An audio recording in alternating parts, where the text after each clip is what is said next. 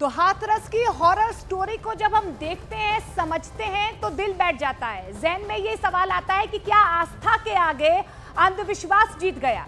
और ये जो बाबा जिनके पीछे पीछे लोगों की जान चली गई, आखिर ये बाबा कौन है? जिनके इतने सारे अनुयायी हैं, ये कहाँ के रहने वाले हैं? कब से बाबा सत्संग कर रहे हैं? ये सवाल आपके दिमाग में जरूर आ रहे होंगे। तो चलिए आपको दिखाते हैं कि बाबा का ये जो पूरा साम्राज्य है, उसकी जो पूरी क्राइम कुंडली है, इस रिपोर्ट के जरिए समझने की कोशिश कीजिए।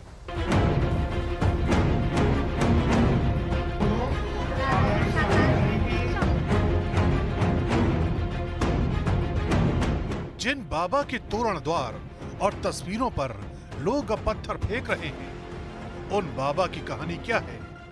इसे समझने के लिए हमारी पूरी टीम हर उस जगह पर पहुंच गई जहां से बाबा के भूत, भविष्य और वर्तमान का रिश्ता रहा है। सबसे पहले हम पहुंचे कासगंज।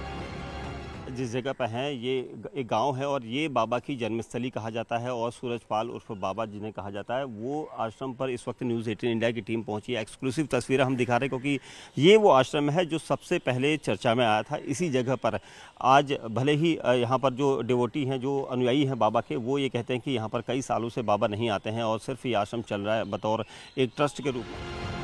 इस दौरान हमने बहादुरपुर के लोगों से भी बात की, जिन्होंने भगदड़ कांड में साजिश का दावा किया। एक दिन पहले हाथरस वाला, क्योंकि बहुत कई लोगों 116 लोगों की मौत हो चुकी है अभी आधिकारिक रूप से, तो उसको लेकर क्या आपकी प्रतिक्रिया है? किसकी गलती इसमें? जी, इससे आज से पहले तो ऐसा कभी नहीं हुआ है।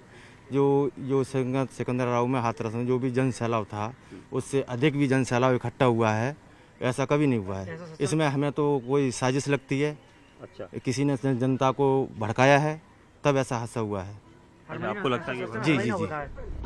भले ही हाथरस में हुई भगदड़ के पीछे लोग साजिश का इशारा कर रहे हैं, लेकिन बाबा के छोटे भाई की पत्नी ने चौंकाने वाली खबर का पर्दाफाश किया। आप यहाँ पर रहते हैं बिल्कुल आश्रम के पास ही, तो कितने मतलब नहीं है इनसे। अच्छा, हाँ, हमारी कार्रवाई कर दी, लड़कन की मारपीट कर दी, हमारी जमीन जायदाद छीन ली, हमसे कोई मतलब नहीं है। किसने छीनी जायदाद? हम हमारे घर वाले से। किसने आपकी जायदाद छीनी है? क्यों? प्रभु दवाई ली। अच्छा, हाँ, हमारी कोई मतलब नहीं है। तो कितने सालों से आप आ रहे हैं, तो ऐसे हम आएंगे। इसके बाद हमने रुख किया कासगंज से करीब 87 किलोमीटर दूर मैनपुरी का। मैनपुरी में बाबा के होने के देर रात से इनपुट थे। मैनपुरी का ये वही आश्रम है जहाँ पर बाबा की हमेशा मौजूदगी रहती है और अपने छोटे बड़े कार्यक्रम जो उनके होते हैं उसके बाद वो यहाँ पर आते हैं, लेकिन यहाँ पर भी उनकी मौजूदगी नहीं है। और इसी वजह से, लेकिन जहाँ पर सबसे ज़्यादा ज़रूरी देखने के लिए बात ये होगी कि यहाँ पर सबसे ज़्यादा पुलिस यहाँ पर खड़ी हुई है। देखिए, जो SHO मैनपुरी हैं, उसके अलावा CO की गाड़ी यहाँ पर खड़ी है। बाबा के तिलिस्म से जुड़ी सारी जानकारी निकालने के लिए हम चप्पा चप्पा तलाश ही रहे थे कि तभी हमारे हाथ एक वीडियो आया। ये वीडियो 7 जुलाई 2021 का है, जिसमें सूरजपाल का सत्संग सुनने के लिए लाखों लोगों की भीड़ उमड़ी थी। दावा किया जाता है कि फर्रुखाबाद से सूरजपाल का बेहद गहरा रिश्ता है। 2017 से 2021 तक बाबा सूरजपाल यहाँ कई बार समागम कर चुके हैं। फर्रुखाबाद के आवास विकास में सूरजपाल का एक मकान भी है। बाबा सूरजपाल का ये वीडियो देखकर ये तो समझ में आता है कि बाबा के एक इशारे पर लाखों लोगों की भीड़ उमड़ आती है, लेकिन अभी भी कुछ बातें अधूरी हैं। मसलन सूरजपाल की जड़ें कहां-कहां हैं और उनके रसूल की कहानी क्या है। दरअसल बाबा सूरजपाल को नारायण साकार हरि के रूप में भी जाना जाता है। बाबा पुलिस विभाग में कांस्टेबल रहे हैं। इटावा में नौकरी के दौरान बाबा सूरजपाल पर यौन शोषण का भी आरोप लगा, जिसके बाद इन्हें पुलिस विभाग से बर्खास्त कर दिया गया।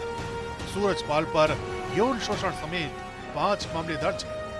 जेल से छूटने के बाद ही सूरजपाल ने अपना नाम और पहचान बदल ली। इतना ही नहीं, आगरा में मरी हुई बच्ची को जिंदा करने का दावा भी सूरजपाल कर चुके हैं, जिस पर आगरा पुलिस ने उन पर FIR दर्ज करके उन्हें जेल भेज दिया। बाबा सूरजपाल की कुंडली खंगालते खंगालते हमें ये भी पता चला कि सूरजपाल की अपनी प्राइवेट आर्मी भी है। ये आर्मी हमेशा काले रंग की पोशाक में रहती है। इस प्राइवेट आर्मी को सेवादार कहा जाता है। किसी भी कार्यक्रम की पूरी कमान बाबा के यही सेवादार संभालते हैं। मसलन पानी, भोजन और ट्रैफिक मैनेजमेंट को ये सेवादार देखते हैं। इतना ही नहीं, सूरजपाल का आगरा से भी कनेक्शन बताया जाता है। जिस दरवाजे पर आप ताला लटका हुआ देख रहे हैं, उसे बाबा की कुटिया कहा जाता है। दावा किया जाता है कि सूरजपाल की विश्व साकारहारी उर्फ भोले बाबा बनने की शुरुआत यहीं से हुई। खास बात यह है कि जिस जगह पर, जिस घर में भोले बाबा पहले रहते थे और उनका क्या इतिहास रहा, उस घर को न्यूज़ 18 की टीम ने खोज निकाला है।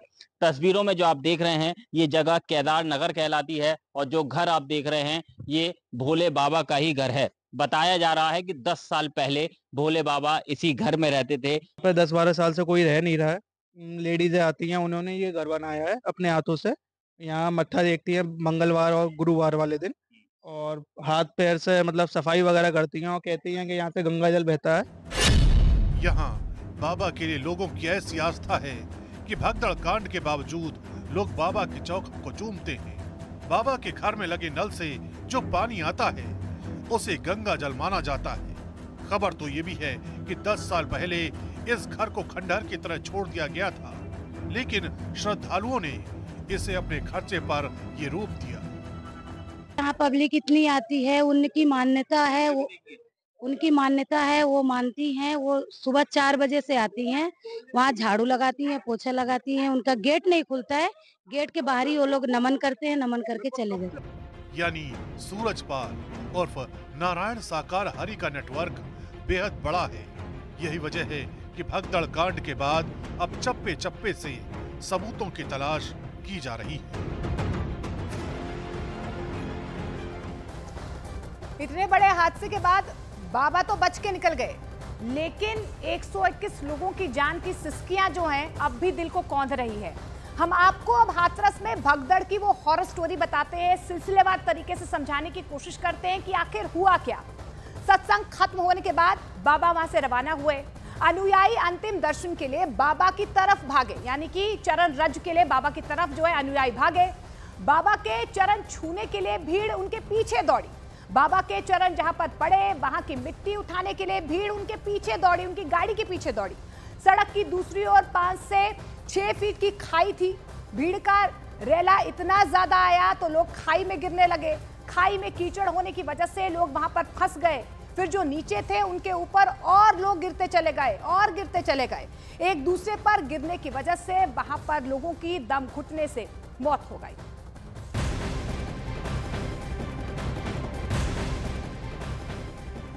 तो हाथरस में हुए हादसे से तुरंत पहले का एक वीडियो भी सामने आया है, जिसमें बड़ी तादाद में लोग सूरजपाल उर्फ भोले बाबा की कार के पीछे भागते हुए नजर आ रहे हैं। वीडियो में साफ तौर पर आप देख पा रहे हैं, हुजूम देखिए आप लोगों का। और ये गाड़ी जो आपको नजर आ रही है, ये उस बाबा की गाड़ी है जिसके पीछे जो है भीड़ एकाएक भागती हुई नजर आई है, सिर्फ इसलिए कि वो कहीं ना कहीं बाबा के चरणों की धूल जो है अपने साथ लेकर जाएं। वीडियो में दिख रहा है कि हजारों की तादाद में लोग प्रवचन सुनने के लिए यहाँ पर पहुंचे हुए थे। दावा यही किया जा रहा है कि इसी दौरान भगदड़ मची है और इस हादसे में अब तक 121 लोगों की मौत हो गई। लेकिन ये भयावह मंजर आप देख पा रहे हैं, क्योंकि एक ही एग्जिट पॉइंट था। इसी एग्जिट पॉइंट से जो है बाबा जो है यहाँ से निकलते हैं बाहर, उनके पीछे जो भीड़ है वो भागती है। उनके जो सेवादार है, जो उनके साथ वॉलंटियर्स थे, वो भीड़ को रोकने की कोशिश करते हैं। भीड़ वहां पर रुकती नहीं है और जैसे ही भीड़ यहाँ पर अनियंत्रित होती है, उसके बाद से भगदड़ मच जाती है। और आप तस्वीरों में भी देख पा रहे कि देखिए कि किस तरीके से भीड़ जो है, लाखों की भीड़ जो है वो बाबा के पीछे भागती हुई नजर आ रही है। और सिर्फ चरण रज के लिए, यानी कि बाबा की पैरों की धूल लेने के लिए जो है ये भीड़ इनके पीछे भागी। और जैसे जैसे भीड़ भागी, वैसे वैसे भगदड़ का माहौल यहाँ पर हो गया, अफरा तफरी हो गई। अब आप जो ये समतल जमीन देख पा रहे हैं, पीछे हाईवे भी है, हाईवे के साथ एक नाला है जिसमें एकाएक जो लोग हैं वो गिरते चले गए, क्योंकि कल